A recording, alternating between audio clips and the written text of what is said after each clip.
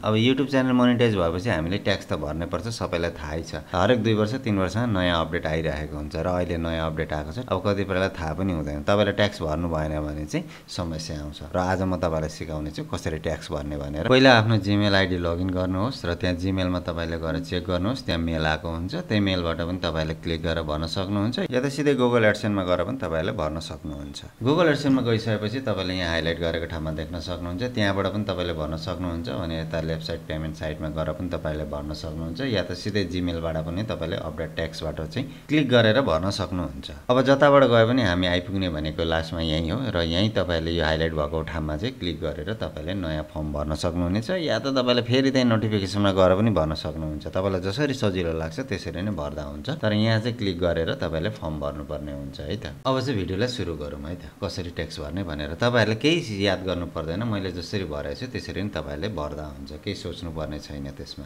नेपालबाट भर्दै हुनुहुन्छ भने, अब नेपाल बाहिर छ भने चाहिँ डकुमेन्ट प्यान कार्डहरू अरू चिजहरू पनि माग्ने गर्दछ, त्यो नेपालको पक्षमा चाहिँ अहिले मागेको छैन। त्यही भएर म जसरी भर्छु त्यसरी नै तपाईँले भर्नु होला। अब ट्याक्स भर्नको लागि माथि तपाईँले देख्दै हुनुहुन्छ, पढ्न मन छ भने पढ्दा पनि हुन्छ, पढ्न मन छ भने नपढ्दा पनि हुन्छ है त। तपाईँले माथि इन्डिभिजुअलमा गर्नुहोस्, त्यसपछि नो गर्नुहोस्, त्यसपछि यहाँ तपाईँले जुन देख्दै हुनुहुन्छ मैले हाइलाइट गरेर देखाइरहेको छु त्यसमा माथिमा क्लिक गर्नुहोस्। तल नगर्नुहोस्, तल युएस सिटिजनको लागि हो, तर माथि चाहिँ नन युएस सिटिजनको लागि हो है त। अरू ट्रिटीहरू पनि छ, त्यो मैले कुरा गर्न चाहिनँ। बस तपाईँलाई माथि क्लिक गरेर यहाँ तपाईँले क्लिक गर्नुपर्ने हुन्छ है त। अब यहाँ क्लिक गरेपछि चाहिँ तपाईँले यस्तो खालको इन्टरफेस देख्नुहुन्छ, जुनमा चाहिँ तपाईँको नाम पहिले नै आइसकेको हुन्छ भने अरू अप्सनलहरू छ, त्यो तपाईँले केही दिमाग नलागाउनु, जे मैले भरेको छु त्यही भर्नुहोस्। अब यहाँ क्लिक गर्नुहोस्, तपाईँले नेपाललाई सेलेक्ट गर्नुहोस्। नेपाललाई सेलेक्ट गरिसकेपछि अब यहाँ प्यान नम्बर माग्छ होइन, तपाईँहरूको प्यान नम्बर छ भने चाहिँ यहाँ माथि चाहिँ है, तल होइन माथि चाहिँ क्वारेन्टिनमा चाहिँ तपाईँलाई प्यान नम्बर हाल्नुपर्ने हुन्छ। म चाहिँ मेरो प्यान नम्बर छ, म हालिदिनेछु, छैन भने नहाल्दा पनि हुन्छ। अब यहाँ आफ्नो प्यान नम्बर हालिसकेपछि चाहिँ नेक्स्टमा तपाईँले तल क्लिक गर्नुपर्ने हुन्छ। नेक्स्टमा क्लिक गरेपछि फेरि अर्को इन्टरफेस खोल्छ, जुन चाहिँ तपाईँले यहाँ देख्न सक्नुहुन्छ। पढ्नु छ भने पढ्दा हुन्छ, नत्र भने नपढ्दा पनि हुन्छ। तपाईँले जस्ट जे गरेको छु त्यसलाई नै तपाईँले फलो गर्दा हुन्छ। माथि क्लिक गरिदिनुहोस् होइन, मैले यहाँ तपाईँलाई पढ्नको लागि हाइलाइट गरेको छु, पढ्न छ भने चाहिँ नत्र भने टिक गरिदिनुहोस्, तल अटोमेटिकली नेपाल आउँछ। आफ्नो एड्रेस अलरेडी भरेको छ, त्यही भएर पहिले नै आउँछ क्या, यसमा तपाईँलाई केही टेन्सन लिनै पर्दैन।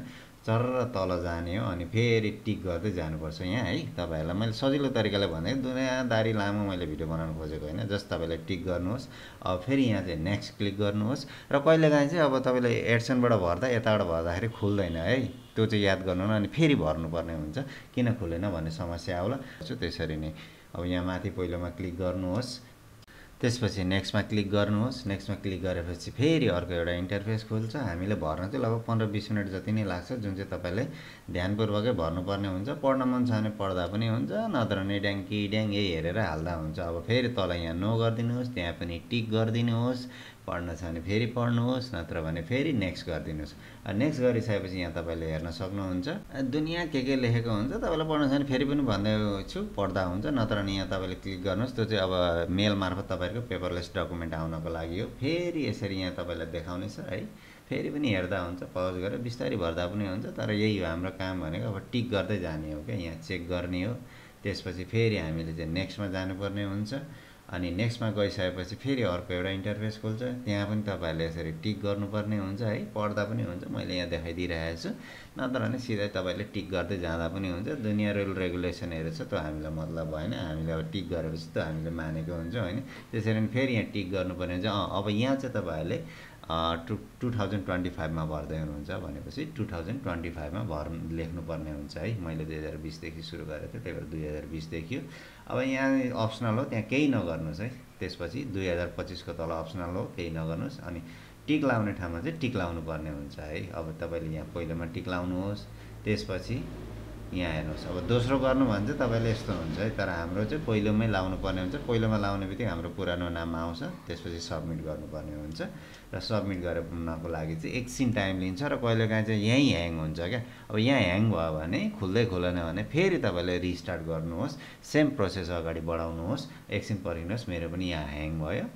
अब त्यही प्रोसेसको लागि मैले त्यहाँबाट भिडियो फेरि सुरु गरेँ। तपाईँले त्यसरी नै भर्दै जानु होला। त्यसपछि भरिसकेपछि यस्तो एउटा इन्टरफेस लास्टमा आउँछ, जुन तपाईँले एप्रुभल भनेको एकछिन पछाडि मेल पनि आउनेछ, कहिलेकाहीँ ढिलो पनि आउनेछ।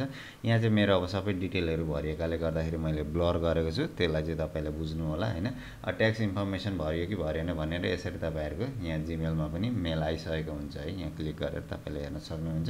यदि भरेपछि तपाईँहरूको ढुक्क हुन्छ। नेपालमा चाहिँ लगभग 30% काट्ने नै गर्दछ, र इन्डियाबाट भर्दै हुनुहुन्छ चाहिँ 15% काट्छ। त्यसको लागि पछि हामी अर्को भिडियोमा कुरा गर्नेछौँ, तर अहिले फिलहाल तपाईँले यसरी नै ट्याक्स भर्नु होला है त।